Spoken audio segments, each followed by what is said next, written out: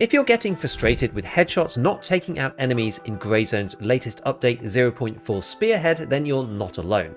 Because of how scopes work in this game, between some features and some bugs, this is causing issues for many players, as you typically need to aim higher than you think most of the time. So here are 9 things that you probably missed if you're getting back into Grey Zone warfare, starting with the inconsistency of headshots against the AI. Now, normally most people want to call out height over bore immediately as soon as you talk about any of these types of issues, and I will admit this is probably the #1 thing that most players miss in a milsim type game where it's got realistic ballistics and the bullets come out of the barrel and not the front of your head or something. But in this case, this is not true. So if you're using a scope like the LCAN, these are 0 to 100 meters by default. So if you're engaging enemies at about 50 meters, then you should actually hit high because that's at the top of the apex of the trajectory of the round. However, even in those situations, we're seeing scopes hitting low. So what exactly is going on? Outside of height over bore, there are 2 main other elements that are contributing to this problem. The first one is that zeroing just doesn't seem to be working at all. Even when you're 0 to 100 meters and you shoot something at 100 meters, the shots are landing low. You have a second part to this where zeroing settings are also resetting if you un-ADS and ADS again, which really isn't helping the situation. The second part to this, normally this wouldn't be a problem because if you hit too low when you're trying to hit the head, you'd hit them in the neck and it would be fine because that should be a kill shot. But because the head hitbox in Grey Zone Warfare is quite tightly constrained to the head itself, the neck ends up being part of the thorax, and because the spine specifically isn't modelled, you end up missing all of the organs, and the shot that you took that did actually land ends up not being fatal. The combination of all of these things basically means that you just need to shoot higher than where you think on most enemies. I've had a lot of success at short-ish and medium distances using various scopes, just shooting at the top of enemies' helmets, which has meant that any weird inconsistency normally lands in the head somewhere. Since I've been doing this, I have greatly increased my headshot chance against the AI, and I would also say that having a longer barrel does help too, because you have greater bullet velocity. That means that the arc of the bullet is flatter, and this means you're going to hit more consistently as well. So number 2, and I've been asked about this in my chat a lot by I think people who played in 0.1 and then haven't played again after this, which is that you can use the O key on the keyboard to silence active headsets. You do have to be wearing an active headset for this to work, so you can't just be having your normal ears. You can't put your hands over your ears, unfortunately. But where this comes in really handy is when you're in the helicopter, because the sound is absolutely deafening, and I know there's lots of people out there who are muting the game and doing all sorts of stuff, but you can literally just press O. You've been able to do this for a really long time, but the number of people in my chat who still don't realize this has led me to adding it to this list, because there's still a significant number of people who are just suffering with the helicopter or having to fiddle around with settings outside of the game. Speaking of helicopters, in number 3, I'm going to remind you to call the helicopter relatively close to the LZ that you want to depart from, something within 100 meters. If you're further away than this, then the operator will give you plenty of time to get there, but if you just sprint over there, it means you're going to be waiting for a couple of minutes, up to several minutes if you really were quite far away when you called it.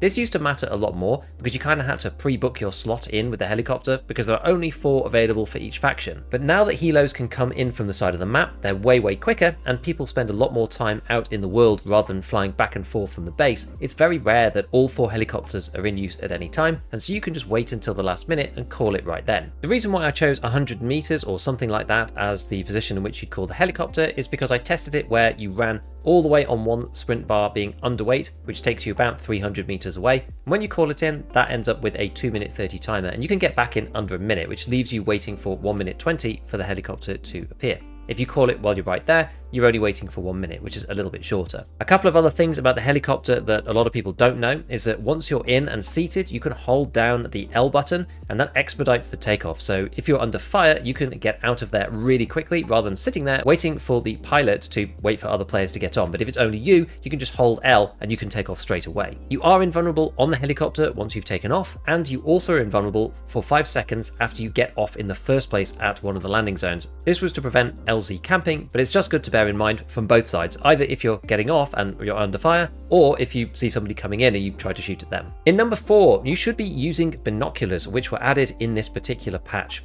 You now press number 9 for binoculars, and you have to buy them from the vendors first. And the first set that you're going to see is from Banshee. And you can buy the first set of binoculars, you put those in your slot on your PMC, and then you press number 9 to pull them out. And this allows you to scan the area much more easily than with any scopes. Firstly, you might not have any scopes at all, so this fixes that problem of running around with a red dot in the early game. Secondly, you don't lose any arm stamina either, and you also get a better field of view. This means that you can then go and scout out the enemies before you run in, which means that you won't be surprised and get flanked from the side and insta-killed by AI when you least expect it. Banshee has quite a few different sets of binoculars as you level him up. I actually tried using the second set, but because it's got more zoom, I actually found it less helpful, because typically I'm close enough that the first set of binoculars is fine, and the second one was actually too much zoom and made it more difficult for me to see people because I wanted that wider field of view. If you're just starting out, to get Banshee himself, he now just unlocks through the main story quest, so go through the main missions in the starter town, and eventually he will just unlock before you leave. There is one special set of binoculars at Banshee level 4, and these have a built-in rangefinder, so if you're doing any sniping, then you can look at distances and work out how much holdover you need, or 0 or something, especially once they've fixed that system. That will allow you to then calibrate your scope so that you can hit headshots over 400, 500 meters plus.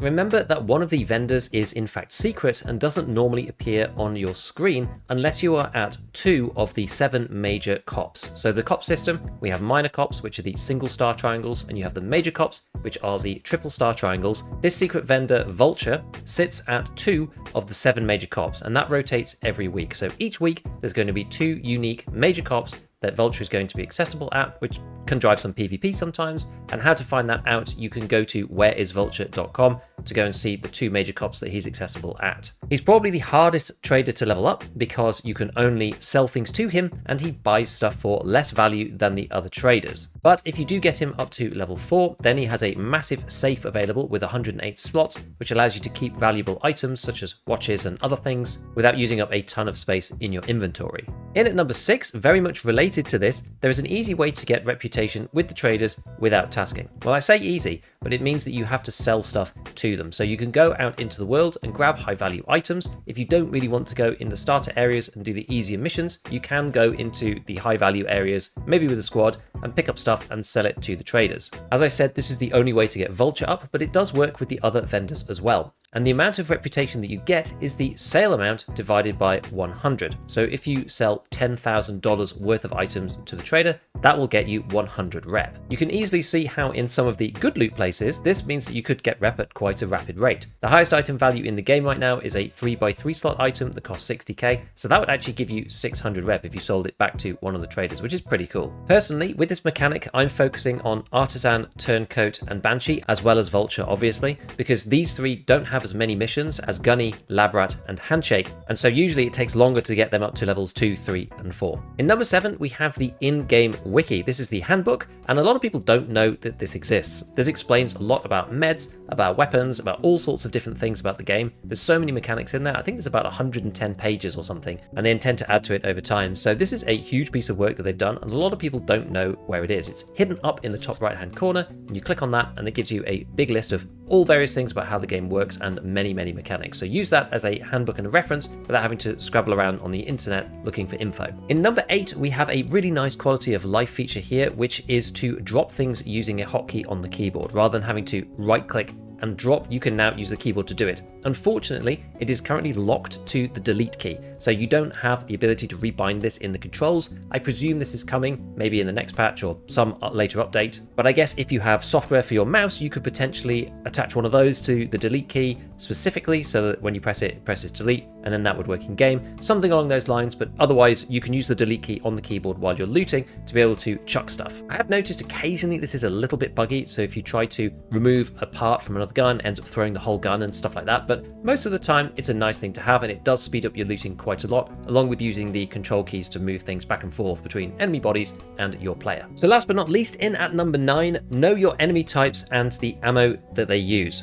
In this patch, we have lots of different factions of AI, and they all use different guns. And the interesting thing about this is that it's probably more relevant for PvE than PvP, because on PvP, you're always going to be wanting to take something with you that's going to take out an enemy player who's geared up. But if you're only intending to do PvE, or you're fighting in a relatively safe area, you can match your caliber of ammo and weapon to the enemies that you're fighting. So for example, if you're moving around Sawmill, you're typically better off taking an AK of some description, a 545 weapon, or 7.62, because the guys there have 7.62 cartridges, as well as 545 PS, which is the one that I've used the most. You can also pick up L-cans there occasionally from their AK-15. In Hunter's Paradise, most of the enemies there have either shotguns or MP5s, and the MP5s are pretty good because they've got the Extreme Penetrator round, which works fairly well on mid-tier armor and is good for getting headshots too. If you're fighting the Le Mans Armed Forces and you go to one of the LAF bases, in particular there is one in the trenches over at the side of the map at coordinates 130, 150, and if you've been there you'll probably know where I'm talking about because it is kind of notorious and